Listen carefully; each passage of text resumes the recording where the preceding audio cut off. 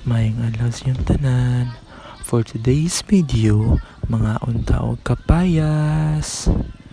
Namikin siya guys. Super kalami ni guys.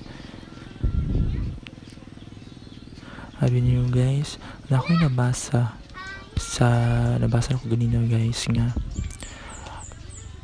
ang tanan di ay nga butang or tanan nga kung mawala day sa imuha guys, dili day ingon nga kumbaga dili nimo deserve, kumbaga giwala nimo kay dili day siya para sa imuha, kumbaga dili para jud sa imuha. So dapat dili ka mag-focus nga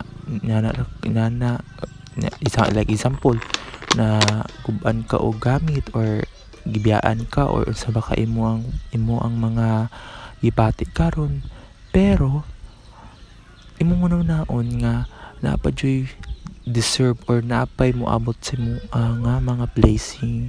Ang importante na wala kay gitapakan nga tao, wala kay tamas-tamasan, wala kay kaminusan ng tao. Sagdain na lang na sila guys, kay ma-stress na lang ka guys kung imo silang patulan. Nami kini siya guys. Nami kayo.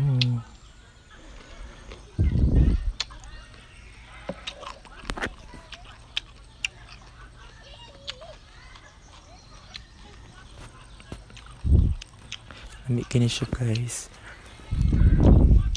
O dito siya guys.